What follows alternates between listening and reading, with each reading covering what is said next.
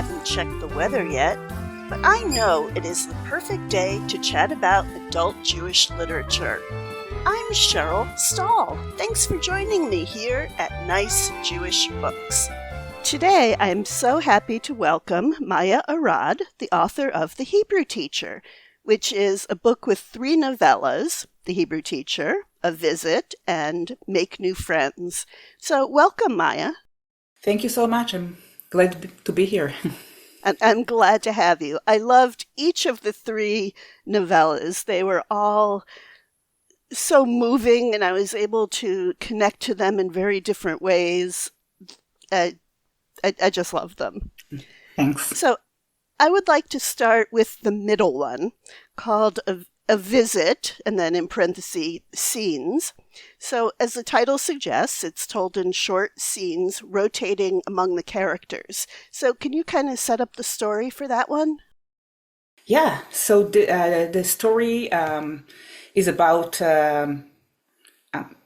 basically about a grandmother in her late 70s, Miriam, who is coming from Israel to visit her son in Silicon Valley, her middle-aged son, his much younger wife, her daughter-in-law, and her grandson, Jonathan, whom she's never seen before. She's basically coming to see her grandson. And Miriam is not very close with her son, which is an understatement. In fact, he left 20 years ago and he barely visited since. And this is her first visit in Silicon Valley. And she doesn't understand what she's seeing. Everything is so strange and unfamiliar, even the products at the supermarket or, the setting of the preschool where her grandson goes. And she's trying to explain things to herself. It seems to her that her son is doing very well. He has 2 cars and he has a 2-story house. So, coming from Israel, it seems to her, oh, he made it.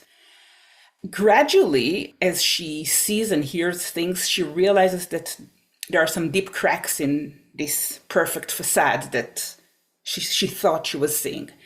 And the story alternates between Miriam's point of view, her son Yoram's point of view, and her daughter-in-law Maya's point of view. And I think it was important for me, I think when you live in Silicon Valley as an Israeli, having family over is a very basic experience. And when you have family visiting, no matter how close you are, it's always a feeling of somebody's watching you, somebody's looking at, your way of life, which is not the way they do it in Israel, and observing you and comparing. I mean, is it better than in Israel? Did you make the right choice? So I think this tension, a lot of Israelis, expats, really identified with this story because they felt that this experience of relatives who are visiting you and observing you is very common to all of us. Now, of course, this is an extreme case of, family estrangement, but I chose it because, you write about the more interesting cases, more extreme cases. Right, of course. And that's the issue is that all is not perfect with them. So not only do they feel like we're living a normal life and someone's watching us, but we're living a strained and difficult life and someone's watching us. That's right, yes. And it was very important for me when I wrote this story that I don't want it to be the kind of story of, the suffering poor grandmother and the mean daughter-in-law or anything like that. These are really 3 people whose life is not very easy. And they're having a hard time, staying together in a small house for 3 weeks. The grandmother just told them she's coming for 3 weeks, not asking if it's a good timing. So all those cracks and strains are showing up, and just like, in real life. Well, there's also a secret that they're hiding. And is that a spoiler to talk about that? Not so much, because it's not this kind of story, right? It's not a detective story. But yes, I said before that Miriam thinks, oh, my son really made it. And it turns out that he really did make it once. He made an exit with a company that he founded, but, he spent the money not wisely. And now he's basically, working in a company for a job for which he's overqualified just to make ends meet. And this is something that Yoram and his wife don't want his mother to know. But in the end, she does find out. And I think it makes things, easier and brings them somewhat closer. Yeah, I think Maya just gets exhausted from keeping this secret and finally just sort of spills it all. That's what I wanted the story to be about. Yeah, not something very dramatic, but how life really is. People who read the story told me I was expecting something different. I was expecting, for 3 weeks, they're simmering in this pot. I was hoping for, a big dramatic event, like a big fight or anything, and this is not what's happening. It's just, a story about life. But that's what I wanted to write, yeah. And there's also this little counterpoint that Miriam had befriended a woman on the plane. Is it Malka? Malka, yes, and her daughter-in-law, Ravit. Who's also traveling to see her son and daughter-in-law and grandchildren. But it's a very different picture there. She has a very warm relationship with her daughter-in-law, who's very open and bubbly and welcoming. And so with Maya and Yoram basically just doing their own thing and ignoring Miriam, they end up taking her out and, going just on shopping or coffee or just to hang out. So at the time that this is exactly what she wants in her relationship with her family. So Malka and her daughter-in-law Ravit are the complete opposite of Miriam and her daughter-in-law Maya. Ravit is very friendly. She's so warm to her own mother-in-law. She also, she takes on Miriam as along as they go around and have coffee and do their shopping. And this is very enviable for Miriam. But she also understands that this is a very rare relationship. This is not the usual case. And actually, since you mentioned the name of the novella, Visit Scenes, in Hebrew, the name was Visit Pictures. And it referred to, there's a recurring theme of pictures in the story, right? Miriam comes and immediately she wants to see photos of her grandson. But there's no photo album. Everything is on the phone or on the computer, and she wants to have like a real album. And in the end, it's Ravit, Malka's daughter-in-law, who is arranging pictures for Miriam and making her an album, an electronic one that's printed on demand, so she can show all her friends, this is my grandson. So yeah, so even in this respect, they're the family replacement for her. One thing that kind of cracked open the facade and allowed them to do a little healing was revealing the truth about their financial situation and Yoram's working situation. But also, Yonatan and Yoram end up getting sick. And they are forced to rely on Miriam, since Maya can't take care of both of them. And in a way that allows Miriam to reconnect with Yoram a little bit, that she's there to be to be mommy, not the observing, judgmental, coming from Israel person, but just to be there as mom. That's right. And if you remember correctly, the story begins in the first scene. Yoram is coming to pick up his mother at the airport, and he sees her and he has to say Ima, mom, but the words don't come out of his mouth. He can't say this word. And at the very last scene when he's in the hospital and he sees her there he finally can say Ima. He can call her, he's a child again, he relies on her, he calls her. And of course, it's not a Hollywood ending that now everybody will be close, but, it is some kind of repairing of the relationship, I hope.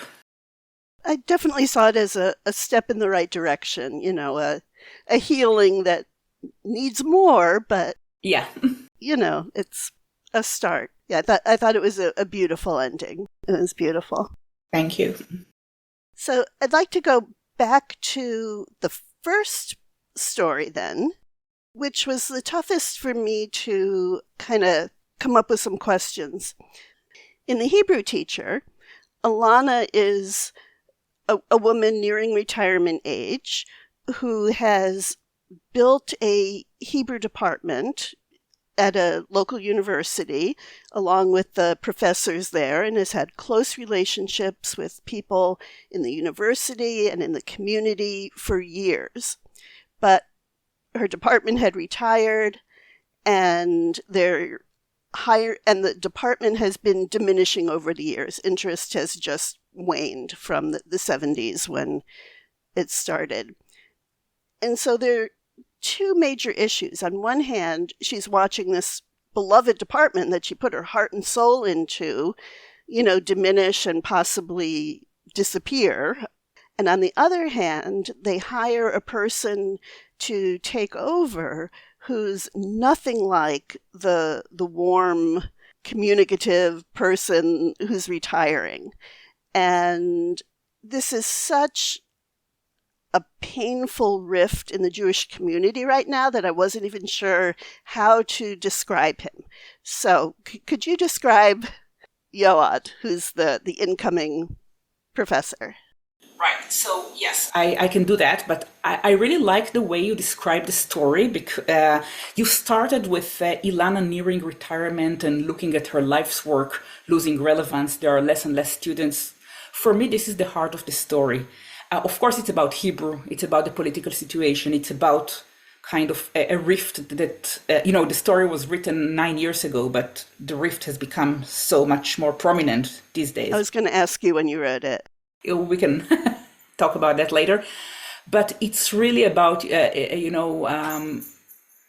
getting older, nearing retirement, seeing that what used to work 30 or 40 years ago doesn't work so much today. There's less interest in Hebrew. And it's not only less interest in Hebrew, there's less interest in Italian, in Russian, in the humanities in general. I can see that, I live in an academic environment. There are less and less students who are interested in the humanities. So it's really not about Hebrew. I wrote about Hebrew because this is what I know, what I'm close to, but it's a general thing. And it's something that I feel as a Hebrew writer too, Hebrew literature was at its height in the 1980s, maybe 1990s, and today there are still many good books being written, and I'm very grateful to be there. But of course, there's TV, there's other things to do. People read less, so it's a general thing, and I just chose to write about Hebrew. Now about Ilana and the new professor Yoad. So. Again, is the complete opposite of Ilana. Ilana loves Hebrew literature. She loves Israel. She can be critical at times, but of course she stands with Israel no matter what. Yoad is the complete opposite. First of all, he was hired as a professor of Hebrew and Jewish literature. But when Ilana asks him about what he's doing, he says, I don't read literature. It's not interesting to me. I'd rather read philosophy, history, some psychoanalysis, not literature. I read only if I really need to. So he's not even interested in literature. And of course, he defines himself, I think, as a post-Zionist or a non-Zionist, and his political views are very extreme. He's also, it's not that, I can see his side too. I belong to the Israeli left, and I think that in recent years, terrible things are happening in Israel. But Yoad goes as far as to support BDS. He signs a petition of the college that calls for boycott, divestment, and sanctioning. That's the S for, I think. So it's not surprising that he and Ilana are, on a collision track. And I don't think anybody who reads the story is surprised by what is happening in the end. It's just that, you can't take your eyes off these two trains that are about to collide, Ilana and Yoad. And of course, Yoad is a very abrasive and unpleasant person, sometimes even, rude. For example, he refuses to have anything to do with the Jewish community or even with Hillel. He says, that's not part of my job. When he's being asked to talk to the local Jewish book club, he says, I have no interest in entertaining a gaggle of old ladies. But it's not that Ilana is perfect. It really takes two to tango. Ilana is very naive. so much that she's completely blind to another person's point of view. She's so convinced that her way of seeing things is right. She cannot think that somebody else might think differently. I think one of the most difficult moments in the story for Ilana is when she complains about Yoad to her own son, Barak, who is about Yoad's age. He tells her, Ima, you're used to seeing the old folks at your synagogue. Young people today have different views about Israel. Mm-hmm. So even her own son, thinks differently from her, and she cannot see it. Ilana is also, very, didactic. She tries to educate Yoad, tell him what he has to do, lecture to him. So you can see why the two of them are really incompatible. And, in the end, one of them will have to go. Does this answer your question? Yeah. Right. And I can totally see Ilana's point of view from that she helped build this program. And so she wants to indoctrinate him in how this program was put together and her feelings about it. And, as you said, she couldn't see that someone else coming in would have a different idea about what the program would look like. Right. Let alone that it would be so different from her idea. Right. And of course, universities are very hierarchical institutions, and Yoad is young and on the tenure track, he's faculty. And Ilana is considered an adjunct instructor or staff, so it's obvious who has the power and who hasn't. So, which is very sad, but that's the way it is. And he's very much an intellectual snob, and that's really why the university hired him. They wanted that high intellect. Right, or what they think is a high intellect. Right. Because I read this story to my daughter when it was just published. She was, I think, 14. And she said, but Mom, if he's like this, why do they want him so much? And I told her, I'll have to explain to you the problem with the humanities these days. It will take too long. But unfortunately, very often... Right, they're always looking for a prestige hire. Right. Not necessarily with much intellectual content. So, and on your last novella, Make New Friends, this one just got me in the heart.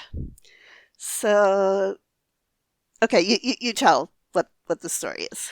Okay, so I think the center of the story is the relationship of a mother in her 40s, Efrat, who is an Israeli immigrant living in Palo Alto, and her American-born daughter, Libby, who struggles in middle school socially. And Efrat is desperate to help her daughter make new friends and, find her way. But her intentions are very well meant, but the results not so much. And I think in the end of the story, the question arises, who has to make new friends? Libby, the daughter, or the mother? Maybe Efrat should get, a life of her own. And I think this story was particularly close to me because I'm also, an Israeli immigrant living in California. And I had 2 teenage daughters at the time when I was writing this story. And it seems to me that the normal generational gap that every parent and child has was intensified a lot. First by, the fact that I grew up in Israel and they were growing up in America. So I did not go through the American middle school. I had no idea that when you get to middle school, there's no one classroom for you. You move from one class to another. There is no teacher that you could call your teacher, right? There are only different teachers who teach different things. There's a counselor, sure, but there's no teacher who is your teacher. And I had no idea that everything depends so much on, who you sit at lunch with, because there's no classroom as it is. So this was one thing. And the other thing is, of course, the technological gap, because when I was growing up, there were no smartphones. And this changes so much because, first of all, a lot of the bullying is being done online these days. And smartphones... Absolutely. Right. And smartphones have a way of connecting you and simultaneously disconnect you. So, for example, you're sending your friend the picture, here I am, at the party. So you're connecting because, hey, I'm thinking of you, I sent you this picture, but also you're disconnecting because, hey, I was invited to this party and you weren't. So it's all a very subtle dance of, connecting, disconnecting, showing off, connecting with the right people. And Efrat, the mother, does not understand it. And when she understands it, she wants to help her daughter fit in, and things don't work the right way. Yeah, that was the note I had, is that the smartphone is a double-edged sword. That if she doesn't have it, then her friends can't reach her to even invite her. But then it also shows that, well, they could have reached her, but didn't invite her. That's right. Yes. So at the beginning of the story, Libby is the only girl in her class who doesn't have a smartphone, and her mother thinks that that's how she protects her from being rejected. And the father said, look, we have to give her a phone. Everybody has one. She can't connect with her friends. And Efrat says, so you think if she has a phone, then all of a sudden everybody will invite her? No, it would just be so obvious that she's out. So this was the question that they had to deal with. And I think that at some point Efrat feels so lost that she goes to her friend Ronnie, who is also an Israeli mother, but more experienced with older kids. And she tells her, please explain it to me. I don't understand what's going on. And Ronnie explains the situation to her and how middle school works and how smartphones work. And they talk about how it's different from their own childhood. And Ronnie says, remember when we were in middle school, if there was a party for the popular kids, you would hear some talking about it before or after. But now when they don't get invited, they get pictures from the party straight into their smartphone when the party is going on. It's just so in your face, this, rejection and social hierarchy. Yeah. And talking about social hierarchy, so she's in a circle of not quite friends. She's sort of the token outcast of the circle.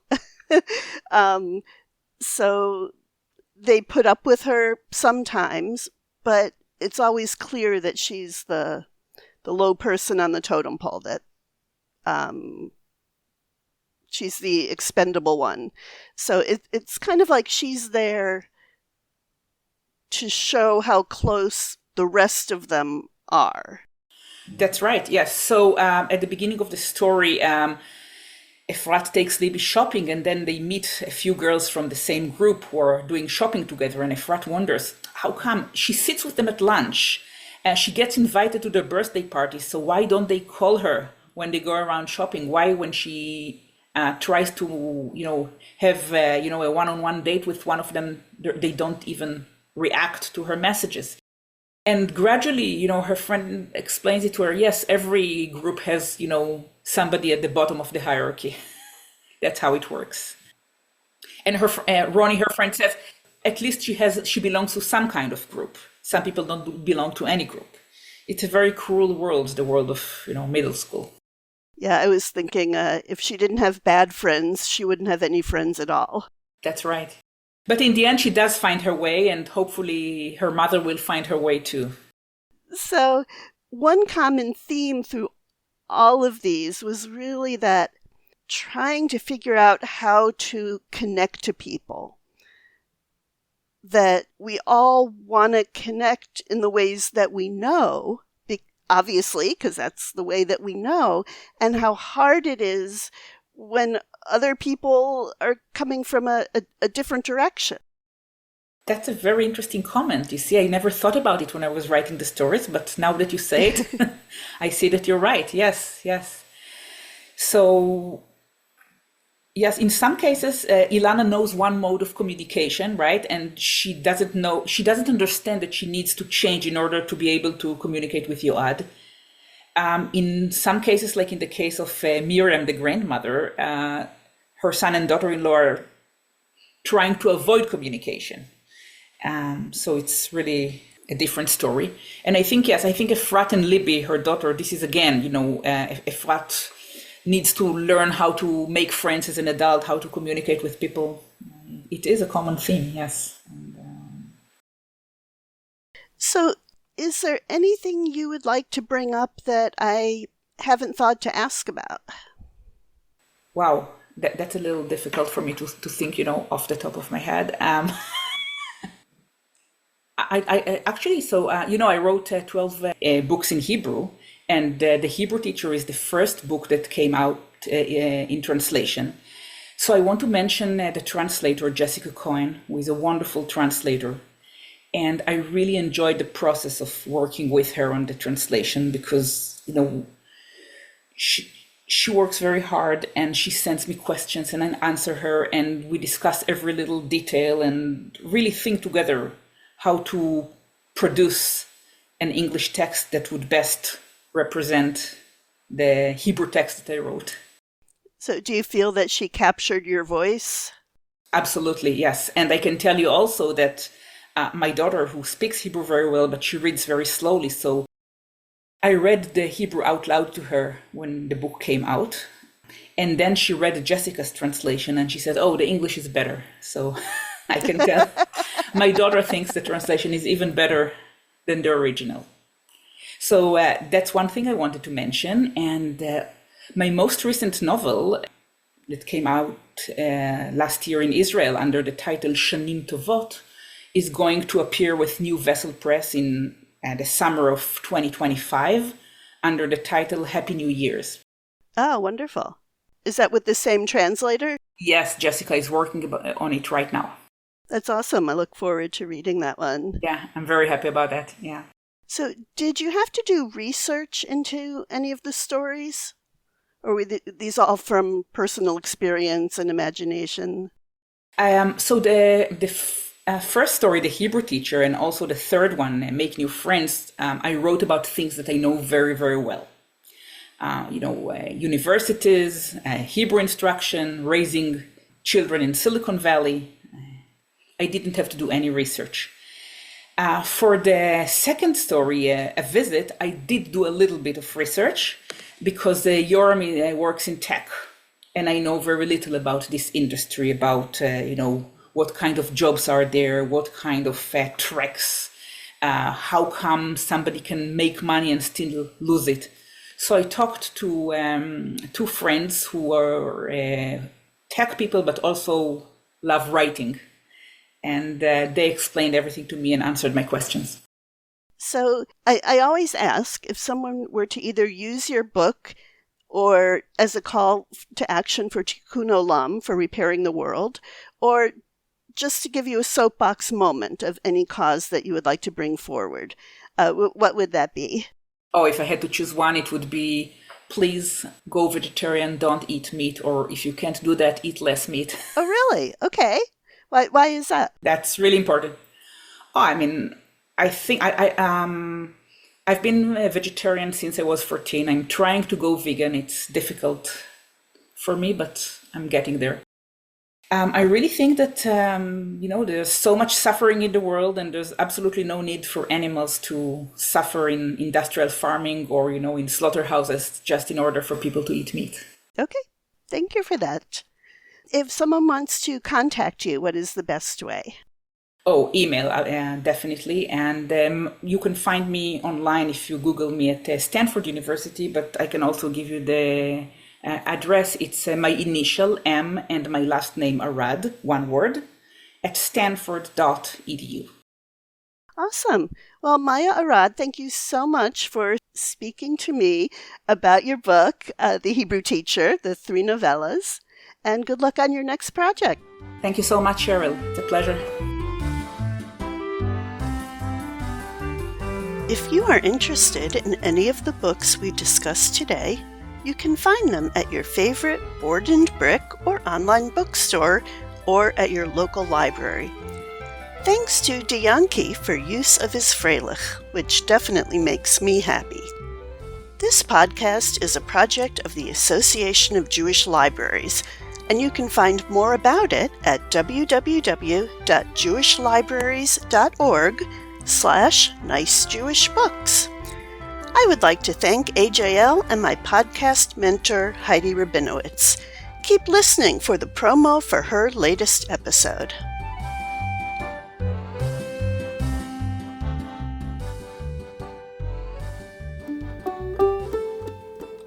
This is Leslie Newman author of Joyful Song, A Naming Story, which is beautifully illustrated by Susan Gall and published by Levine Quirido. Susan and I will soon be joining you on the Book of Life podcast, and we would like to dedicate our episode to our fabulous editor and publisher, Arthur Levine, who is not only a rock star in the world of children's literature, but a true mensch as well.